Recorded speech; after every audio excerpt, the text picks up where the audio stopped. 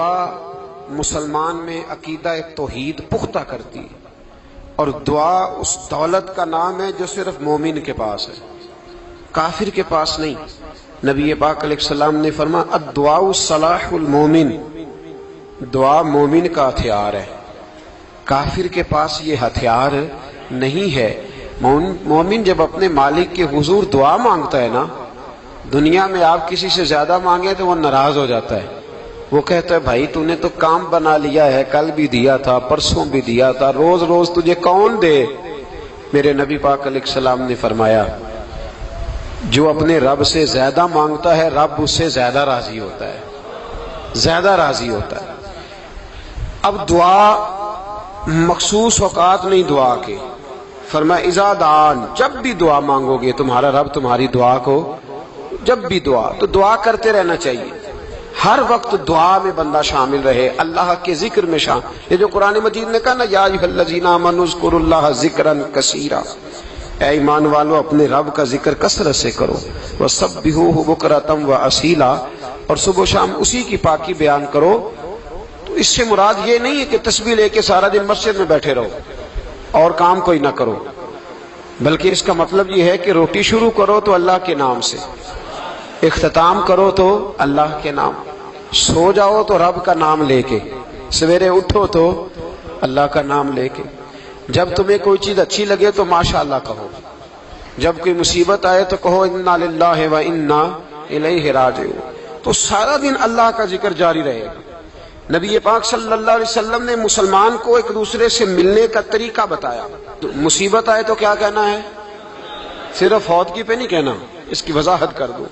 کوئی بھی الذین اذا اصابتہم مصیبہ، جب بھی کوئی مصیبت آئے، اللہ کے بندے کہتے ہیں ہم اللہ کی طرف سے آئے ہیں اور اللہ کی طرف ہی ہم نے لوٹ جانا۔ تو میرے عزیز ہر وقت اللہ کا ذکر جاری رہے گا، ہر وقت زبان پہ رب کریم کا۔ دیکھیں نا نبی پاک علیہ السلام نے ہمیں ملاقات کا طریقہ بتایا۔ ایک صحابی آئے تو انہوں نے آ کے کہا السلام علیکم، نبی پاک علیہ السلام نے فرمایا رب تعالیٰ نے اسے 10 نیکیاں عطا فرمائی ہیں۔ دوسرے آئے تو انہوں نے کہا السلام علیکم ورحمۃ اللہ، تو محبوب فرمانے لگے، امام بہقی نے اس کو لکھا ہے، محبوب فرمانے لگے رب کریم نے اسے 20 نیکیاں عطا فرمائی۔ ایک اور آئے، عرض کیا السلام علیکم ورحمۃ اللہ وبرکاتہ، محبوب فرمانے لگے اللہ نے اسے 30 نیکیاں عطا فرمائی۔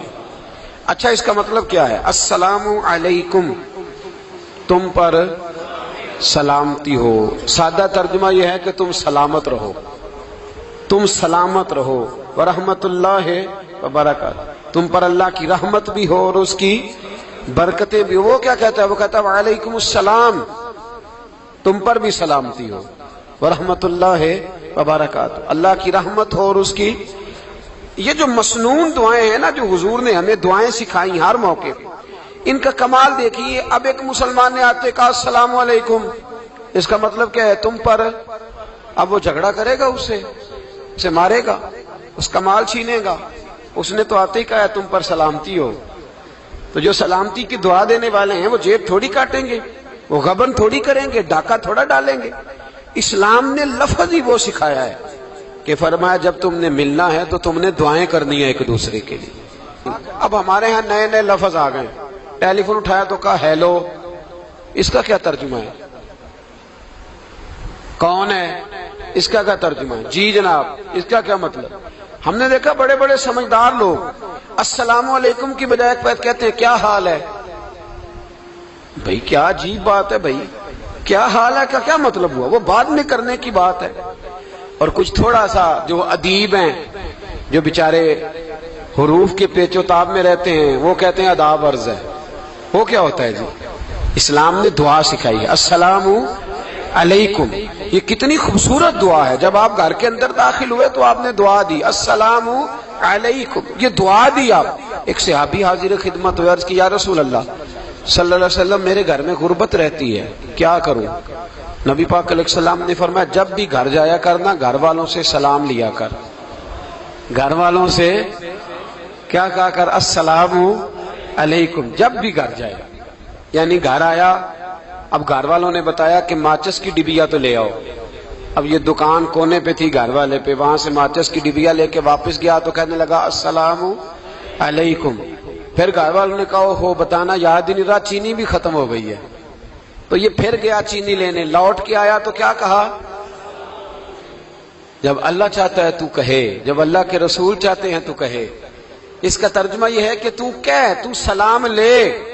اللہ رسول چاہ رہے ہیں کہ تو سلام لے تاکہ تیرے گھر میں سلامتیاں ڈال دی جائیں.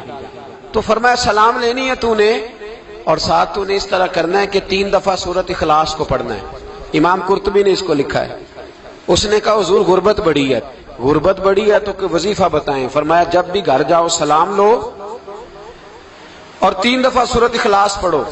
وہ صحابی کہتے ہیں میں پکا ہو گیا. اب وہ کچھ دنوں کے بعد، کچھ عرصے کے بعد، کچھ مہینوں کے بعد واپس آئے تو صحابہ کرام علیہم رضوان فرماتے ہیں ہماری خواہش تھی کہ یہ کچھ بیان کرے، اب بتائے جو وظیفہ لے کے گیا تھا اس کا رزلٹ کیا نکلا. کہتے اس نے بڑی حیرت انگیز بات کی، حیرت انگیز عجیب انداز میں. کچھ لوگوں کا دل ہوتا ہے نا کہ مجھے ملے میرے پڑوسی کو نہ ملے، اور کچھ کا دل ہوتا ہے یار مجھے بھی ملا ہے اور الحمدللہ میرے پڑوسی کو ملا ہے. تو صحابی جب حاضر ہوئے تو صحابہ کہتے ہیں ہمیں تجسس تھا کہ یہ کچھ بتائیں. تو حضور نے فرمایا کیا حال ہے تیرا؟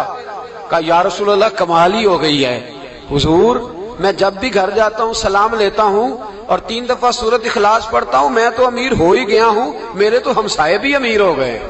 کتنا پیارا ہے یہ جملہ، کتنا حسن ہے. اتنا اچھا لفظ کسی اور کے پاس ہے ہی نہیں جو الفاظ ہمیں ہمارے رسول نے عطا فرمایا. اس کو اپنائیے، اس کو اپنائیے. یہ الگ بات ہے کہ لوگ مطلب کے لیے سلوٹ کر لیتے ہیں بڑا سارا، لیکن مطلب کے لیے نہیں. جس کو جانے اس سے بھی سلام لیں، جس مسلمان کو نہیں جانتے اس سے بھی. تو نبی پاک نے ہمیں مسنون دعائیں سکھائیں.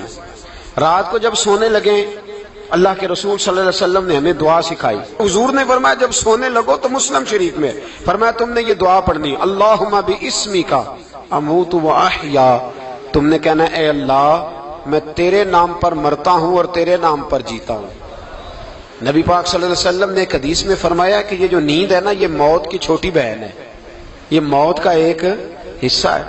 جس طرح انسان سو جائے تو کوئی خبر نہیں ہوتی کیا ہو رہا ہے، بالکل وہ اٹھا ہے تو اس نے کہا ہو یہ کیا ہوا. سو جاتا ہے نا آدمی، اسے خبر نہیں ہوتی. اوہو میں نے تو 11 بجے اٹھنا تھا، یہ تو 3 بج گئے. اب اسے خبر نہ رہی. سوتے ہوئے لوگ چوری کر لیتے ہیں. بلکہ اس طرح بھی ہوتا ہے کہ آدمی نے گکھڑ اترنا تھا، وہ پنڈی سے آ رہا تھا لیکن وہ سویا ہوا تھا. آنکھ تب کھلی جب کاموں کی آ گیا تھا. اب اس کا اس پر زور، تو فرمایا کیا پتا اب تو کھل گئی کاموں کی، جا کے لاہور جا کے کسی جگہ پہنچ کے. تو یہ بھی ممکن ہے کہ کھلے ہی نہ، نیند ہی موت کا سبب بن جائے. تو تو کہہ کے سو کہ یا اللہ تیرے نام پہ سو رہا ہوں. اللہ کس نام پہ سو رہا ہوں؟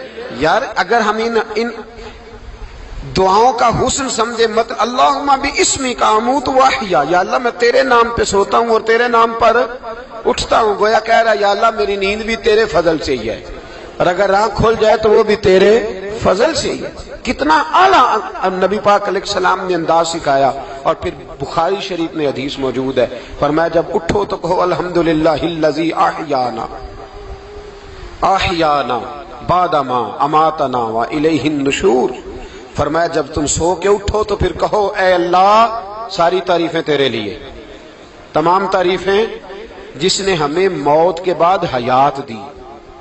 موت کے بعد فرمایا احیانا بعد ما اماتنا، ہمیں مرنے کے بعد گویا اللہ کا شکر ادا کر کے آنکھ کھل گئی. دیکھیں کس طرح اسلام مسلمان کو اللہ کے ساتھ جوڑتا ہے. فرمایا شکر کر، آنکھ کھل گئی. کہ یا اللہ تیرا شکر ہے تو نے موت کے بعد ہمیں دوبارہ حیات عطا فرمائی، یہ شکر ادا کرو. گویا تم یہ نہ کہنا کہ میں اٹھ گیا ہوں تو میرا کمال ہے، یہ نہ سمجھنا میں اٹھ گیا ہوں تو میں بڑا پابند ہوں، جب میں ارادہ کر لوں کہ میں نے 11 بجے اٹھنا ہے تو پھر میں اٹھ جاتا ہوں. یہ نہ کہنا کہ یہ الارم بڑا اچھا ہے، یہ مجھے اٹھا لیتا ہے. ذہن کے اندر خیال کر کہ نیند تو موت کی طرح تھی، یہ جو میں اٹھ گیا ہوں تو اپنے رب کے فضل سے اٹھا ہوں. جو میں اٹھ گیا ہوں، جو ابھی اٹھے ہیں وہ تو بول دینا کم از کم کہ میں اپنے رب کے فضل سے اٹھ گیا. تو دعا سکھائی. پھر دیکھیے نبی پاک صلی اللہ علیہ وسلم نے فرمایا جب تم بیت الخلاء میں جاتے ہو نا، واش روم میں جاتے ہو، تو گندی چیزیں ہوتی ہیں وہاں، شیطان ہوتے ہیں، جنات ہوتے ہیں، یہ گندگی پہ ہوتے ہیں۔ جب تم واش روم جاؤ، بیت الخلا جائے، تب بھی دعا مانگو۔ کیا دعا مانگو؟ وہ دعا بھی نبی پاک صلی اللہ علیہ وسلم نے ہمیں تعلیم فرمائی اور بخاری میں ہے، کہا پڑھا کرو اللہم انی اعوذ بک من الخبث والخبائث۔ کہو اے اللہ، ناپاک چیزوں سے میں تیری پناہ مانگتا ہوں، وہ نر ہوں یا مادہ ہوں۔ اللہ میں تیری پناہ مانگتا ہوں۔ واش روم کے اندر بہت ساری بری چیزیں ہوتی ہیں، جوان میری بات پر توجہ فرمائیں، وہاں بہت ساری گندی چیزیں ہوتی ہیں۔ انسان کئی دفعہ واش روم میں جاتا ہے، اسے وسوسے زیادہ آتے ہیں، یہ نوٹ کریں میری بات کو۔ اصل میں نا ہم بات ڈھونڈ رہے ہیں علاج اپنی بیماریوں کا، حالانکہ علاج تو سارا مدینے والے رسول کے پاس موجود ہے، محبوب کے پاس ساری دوائیاں ہیں۔ تو نبی پاک علیہ السلام دیکھیں نا، انسان واش روم میں جاتا ہے، اسے وسوسے آتے، برے خیالات آتے، وہ گناہ کی طرف کئی دفعہ مائل ہوتا ہے، تو کہا تو دعا پڑھ کے جا، اللہم انی اعوذ بکا، یا اللہ میں تیری پناہ مانگتا ہوں، من الخبث والخبائث، ہر خبیث اور بری چیز سے میں تیری پناہ مانگتا ہوں، وہ نر ہو یا یار کتنا عظیم دین ہے، کتنا عظیم میرے مصطفیٰ کریم کا وہ والا دین ہے۔ اصل میں اللہ کرے بی اے پاس بچے کو بیت الخلا کی دعا بھی یاد ہو جائے، ایسے یاد ہو جائے، اور اس کے ماں باپ سمجھ لیں کہ جوان ہو گیا ہے، اب ہو سکتا ہے اس کی طرف شیطان حملہ زیادہ کرے، اسے خراب کرنے کی کوشش کرے، تو لہذا اسے دعا سکھائی جائے تاکہ اس کو پہلے سے پتا ہو کہ میں نے اس بے ایمان سے بچنا کس طرح سے۔ اب آپ دیکھیے نبی پاک علیہ الصلوۃ والسلام نے ہمیں دعا سکھائی، مصنف ابن ابی شیبہ میں۔ کون سی دعا؟ واش روم سے نکلنے کی۔ اللہ اکبر، بڑی زبردست دعا ہے، بڑی زبردست۔ آپ یقین کریں اس ایک ایک دعا پر ایک ایک پورا بیان ہو سکتا ہے، ایک ایک۔ یہ اس لیے نہیں میں کہہ رہا کہ میں کوئی عالم فاضل آدمی ہوں، آپ کہیں گے کہ بتا رہے ہیں میں بڑا پڑھا لکھا ہوں، صرف یہ عرض کر رہا ہوں کہ اس کے فوائد پر، ثمرات پر جو اللہ تبارک و تعالی امت کو دیتا ہے، ان دعاؤں کی جو فضیلت حدیثوں میں آئی، اور پھر جو اس کے فوائد ہے، اگر اس پر بات کروں تو ایک دعا تقاضا کرتی ہے کہ اس پر پورا ایک لیکچر ہونا چاہیے۔ دیکھیے آپ واش روم سے نکلے، دعا کیا ہے؟ دعا کے لفظ کے الحمدللہ الذی، ایک حدیث میں لفظ ہے غفرانک، غفرانک، اے اللہ میں تجھ سے بخشش چاہتا ہوں۔ اور جو مشہور اور معروف ہے مصنف ابن ابی شیبہ کی روایت، فرمایا الحمدللہ الذی اذھب عنی العذاب وعافانی، فرمایا اے اللہ تیرا شکر ہے۔ واش روم سے نکلا ہے تو کہہ رہا ہے یا اللہ تیرا شکر ہے، تو نے مجھ سے اذیت دور کی، وعافانی، اور تو نے مجھے عافیت عطا کر دی، اذیت دور کر دی اور عافیت۔ بولیے واش روم سے نکلا ہے تو کیا کہتا ہے؟ یا اللہ تیرا شکر ہے، تو نے مجھ سے اذیت دور کر دی اور مجھے عافیت۔ ڈاکٹر حکیم ہومیوپیتھک ایک چیز پر متفق کم ہوتے ہیں، پتہ ہے نا آپ کو، لیکن اس بات پر سب کا اتفاق ہے کہ اگر کسی کو قبض ہو جائے نا تو شاید 70 یا 72 بیماریاں لگ جاتی ہیں اس کو۔ اور جب آدمی کو قبض ہوتی ہے نا، پیٹ کے اندر فضلہ جم جاتا ہے، خارج نہیں ہوتا، اس کو اعصاب کی بیماری ہوتی ہے، اس کے ذہن پر اثر ہوتا ہے اس چیز کا۔ آپ یہ مت سمجھیں کہ کھانا کھانا ہی ایک کمال ہے، اللہ نے یہ بھی نعمت بنائی ہے کہ کھانا جب خارج ہوتا ہے تو وہ بھی اللہ کا بہت بڑا احسان ہے۔ تو فرمایا تم سمجھا ہی نہیں، اگر تجھے قبض ہو جاتی، تیرے پیٹ کے اندر وہ چیز جم جاتی، تیرے لیے کتنی تکلیف کا باعث تھی۔ ان لوگوں سے پوچھئے جو اس کے بیمار ہیں، اس کے مریض ہیں، وہ کتنی تکلیف میں رہتے ہیں، سر میں درد ہوتا ہے، سر چکراتے ہیں۔ ایک بہت بڑا روڈ ایکسیڈنٹ ہوا تو ڈرائیور سے لوگوں نے پوچھا کہ مسئلہ کیا ہے، تو کہنے لگا میں قبض کا مریض ہوں، تو میں کھانا کھا لیتا ہوں تو میرے ذہن پر وہ اس قدر زیادہ گیس کا غلبہ ہوتا ہے کہ میں سخت تکلیف میں ہوں۔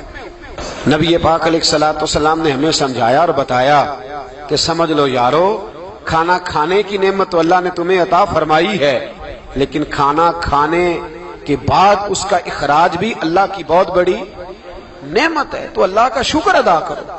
پھر جب آپ گھر سے نکلیں گے تو بھی اس کی دعا ارشاد فرمائی، بسم اللہ توکلت علی اللہ، اللہ کے نام سے گھر سے نکلتا ہوں اور میں نے بھروسہ بھی اللہ کے نام پہ کیا۔ جب گھر سے نکلیں تو کس کے نام پہ بھروسہ کریں؟ بولیے۔ حضرت رابعہ بصریہ رحمت اللہ علیہا آپ تشریف لے گئیں حج کرنے، جس دن واپس آئیں اپنا اونٹ کہہ گئی جاتی دفعہ، کہنے لگی اللہ میں تیرے حوالے کر کے جا رہی ہوں، اور بسم اللہ توکلت علی اللہ، بھروسہ بھی تیری ذات پہ۔ جس دن واپس آئی نا اسی دن کسی نے بتایا کہ اماں آج ہی تیرا اونٹ مر گیا ہے، تو اونٹ کے سرانے کھڑی ہو کے کہنے لگی مولا میں تو تیرے نام پہ تیرے پہ بھروسہ کر کے گئی تھی، تیرے حوالے میں تو تیرے گھر گئی تھی۔ تو لوگ کہتے ہیں اماں کے منہ سے لفظ نکلے تو اونٹ زندہ ہو کے کھڑا ہو گیا، کھڑا ہو گیا اونٹ۔ تو اماں کہنے لگی نہیں تمہیں غلطی لگی ہے، مرا ہی نہیں تھا، پہلے سے ہی موجود تھا، وہ اپنی کرامت بھی نہیں ظاہر ہونے دی۔ تو بھائی گھر سے نکلیں تو کس لفظ پر کہ یا اللہ میں تیرے بھروسے پہ نکل رہا ہوں میں، اس کے دو فائدے ہوں گے، ایک تو آپ اللہ کی امان میں جا رہے ہیں، اللہ کی امان میں آ رہے ہیں، اور دوسرا جس گھر کو آپ چھوڑ کے جا رہے ہیں اسے بھی اللہ کی امان میں دے کے جا رہے ہیں۔ تو کتنا لذت والی دعا ہے جو نبی کریم علیہ السلام نے ہمیں سکھائی۔ اب ذرا حدیث سنیں خوش ہو کے، دیکھیں حضور نے دعا سکھائی، فرمایا جب دیکھ لو نا کسی کو ہنستا ہوا، کیا کرتا ہوا؟ ماشاءاللہ آپ تو ہنسنے لگے۔ جب کسی کو ہنستا ہوا دیکھو تو کہا کرو اضحک اللہ سنک، یہ دعا یہ بخاری ہے، فرمایا دعا مانگا کرو جب کسی مومن کو ہنستے ہوئے دیکھو تو دعا مانگو اضحک اللہ سنک، اللہ تجھے ہنستا ہی رکھے، اللہ تجھے، بولیے، جل نہ جایا کرو کہ میں پریشان ہوں تو یہ ہنس کیوں رہا ہے، جھلا نہ کرو، بلکہ کیا کہا کرو اللہ تجھے ہنستا رکھے، اللہ تجھے۔ نبی پاک صلی اللہ تعالی علیہ وآلہ وسلم نے فرمایا، ترمذی میں حضرت اسامہ بن زید رضی اللہ تعالیٰ عنہ سے حدیث مروی ہے، حضور نے فرمایا جس نے کسی کے ساتھ احسان کیا اور جس پر احسان کیا، اگر اس نے یہ دعا پڑھ دی نا جزاک اللہ خیرا، تو فرمایا اس نے اللہ کی بھی پوری حمد کر دی اور محسن کا صحیح شکریہ بھی ادا کر دیا۔ کیا کہنا ہے؟ جزاک اللہ، اللہ تجھے بہترین جزا عطا کرے۔ اس کا ترجمہ کیا ہے؟ اللہ تجھے بہترین، کیونکہ حضور فرماتے ہیں من لم یشکر الناس ولم یشکر اللہ، جس نے بندوں کا شکریہ ادا نہیں کیا اس نے اللہ کا بھی شکریہ ادا نہیں کرنا۔ تو کیا کہنا چاہیے؟ جزاک اللہ خیرا۔ اور اگر اماں کہتی ہو بچوں کو انگریزی سکھانی ہے تو کیا کہنا ہے؟ پھر شکریہ ادا کرنے میں کیا کہنا ہے؟ Thanks, thank you. وہ خدا کے اس کا ثواب کتنا ہے؟ بولے انگریزی ایک زبان ہے، اس کو زبان ہی رہنے دیں گے۔